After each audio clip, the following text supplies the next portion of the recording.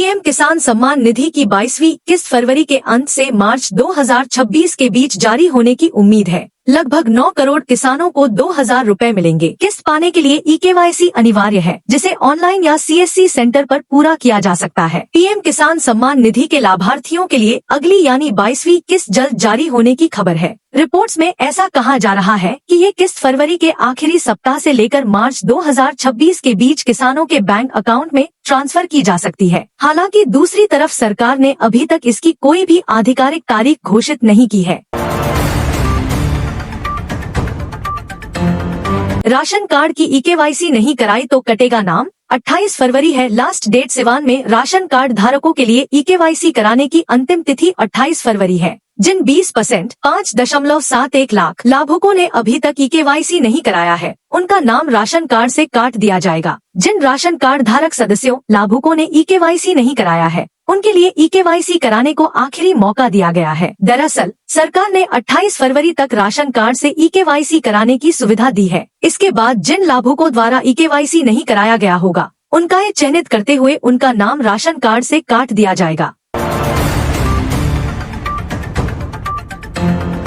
Gonda ASP ने होली को लेकर हिदायत देते हुए कहा कि जिन्हें रंग से परहेज है वह घर में रहें, ये मस्ती का त्योहार है। वहीं बरेली में राम बारात निकलने से पहले पुलिस ने ड्रोन से चेकिंग की। इस दौरान छतों पर पत्थर मिले। रमजान के दौरान होली के त्योहार की तैयारियों के बीच गोंडा जिले में अपर पुलिस अधीक्षक राधेश्याम राय ने हिदायत दी है कि जिन्हें रंग से परहेज है वे होली के दिन अपने घर में ही रहें। होली पर्व को शांति और सौहार्दपूर्ण ढंग से संपन्न कराने के लिए जिले की कर्नलगंज कोतवाली में आयोजित शांति समिति की बैठक में पुलिस प्रशासन ने लोगों से आपसी भाईचारा बनाए रखने की अपील की है। होली के अवसर पर निकलने वाली राम बारात को शांतिपूर्ण निपटाने के लिए पुलिस प्रशासन ने सारी तैयारियां शुरू कर दी है। इसके तहत राम बारात के रूट की भी जाँच कराई जा रही है। ड्रोन से छतों पर तलाशी अभियान चलाया। इस दौरान 2 स्थानों पर छतों पर पत्थर रखे मिले, जिन्हें हटाने के लिए 12 घंटे का अल्टीमेटम दिया गया है।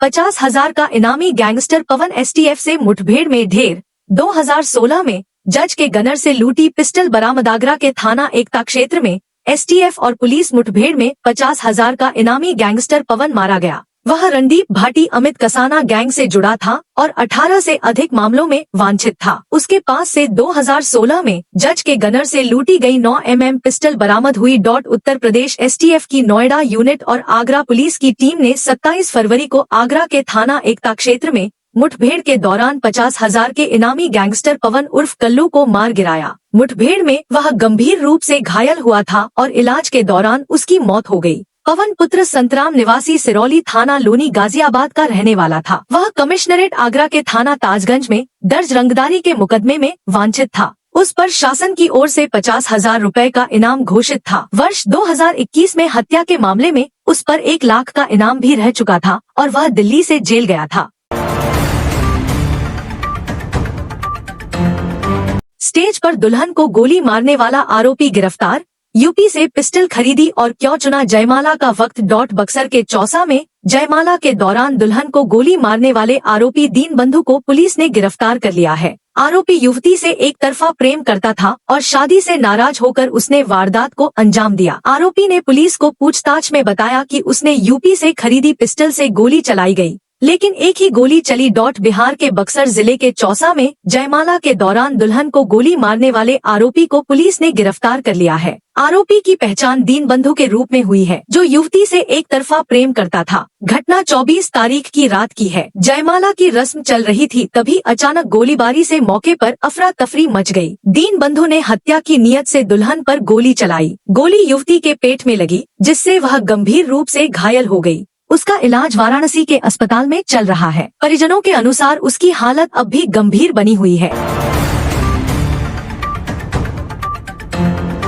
सांसद करण भूषण के घर के सामने तालाब में मिला मजदूर का शव। 3 दिन से लापता था। मृतक के पिता दरबारी ने बताया कि झगड़ू मजदूरी करता था। काम के सिलसिले में अक्सर 2-3 दिन घर से बाहर रहता था। 24 फरवरी की रात वह गांव में ही शादी में गया था, लेकिन वापस नहीं लौटा। परिजनों ने सोचा कि वह काम पर चला गया होगा। बृहस्पतिवार को बहन सावित्री मायके पहुंची तो खोजबीन तेज की गई। रिश्तेदारों से पूछताछ में भी कोई जानकारी नहीं मिली। शुक्रवार सुबह तालाब में शव दिखने पर ग्रामीणों ने पुलिस को सूचना दी। थानाध्यक्ष अभय सिंह का कहना है कि पोस्टमार्टम रिपोर्ट आने पर ही मौत का कारण पता चल सकेगा। होली से पहले सीएम योगी ने कर्मचारियों को दी बड़ी खुशखबरी, सैलरी और छुट्टी को लेकर आदेश। सीएम योगी ने कहा है कि होली के मौके पर सभी विभाग वेतन और मानदेय देने के लिए तय समय सीमा का कड़ाई से पालन करें। उन्होंने 3 मार्च को भी छुट्टी घोषित कर दी है। अब होली की छुट्टी 2, 3 और 4 मार्च को रहेगी। इसके एवज में शनिवार यानी 28 फरवरी को सभी सरकारी दफ्तर, बैंक और ट्रेजरी खुले रहेंगे। सीएम योगी आदित्यनाथ ने यूपी के सरकारी कर्मचारियों को होली से पहले बड़ी खुशखबरी दी है। इस बार उनकी होली को और चटकार बनाते हुए सीएम योगी ने सैलरी और छुट्टी को लेकर आदेश जारी किए हैं। आदेश के मुताबिक कर्मचारियों को त्योहार से पहले शनिवार को ही सैलरी मिल जाएगी। राज्य कर्मचारियों, शिक्षकों और निगमों के कर्मचारियों के साथ ही सभी आउटसोर्सिंग, संविदा कर्मी, सफाई कर्मी समेत सभी कैटेगरी के कर्मचारियों को त्योहार से पहले शनिवार को ही वेतन और मानदेय देने का आदेश सीएम योगी आदित्यनाथ ने दिया है। इसके साथ ही होली के उपलक्ष्य में एक और दिन छुट्टी का ऐलान भी किया गया है। होली के मौके पर सीएम योगी ने 3 मार्च को भी सार्वजनिक अवकाश घोषित कर दिया है। पहले 2 और 4 मार्च को ही होली का अवकाश घोषित था, अब 3 मार्च को भी अवकाश रहेगा। इसके बदले कल यानी शनिवार को सभी सरकारी दफ्तर, बैंक और ट्रेजरी, कोषागार कार्य दिवस की तरह खुले रहेंगे। उत्तर प्रदेश माध्यमिक शिक्षा परिषद की हाई स्कूल और इंटरमीडिएट की बोर्ड परीक्षाओं में सॉल्वर सिंडिकेट का भंडाफोड़ हो चुका है। परिषद को शक है कि इस खेल के असली सूत्रधार कोचिंग संचालक, बिचौलिए और गिरोह के सरगना है। उत्तर प्रदेश माध्यमिक शिक्षा परिषद की हाई स्कूल और इंटरमीडिएट की बोर्ड परीक्षाओं में सॉल्वर सिंडिकेट का भंडाफोड़ हो चुका है। परिषद को शक है कि इस खेल के असली सूत्रधार कोचिंग संचालक, बिचौलिए और गिरोह के सरगना है, जो पर्दे के पीछे से पूरा सिंडिकेट चला रहे हैं। मामले को गंभीर मानते हुए परिषद के सचिव भगवती सिंह ने शुक्रवार को प्रदेश के डीजीपी को पत्र भेजकर पूरे नेटवर्क की गहन जांच और असली सरगनाओं के खिलाफ कठोर कार्रवाई की मांग की है।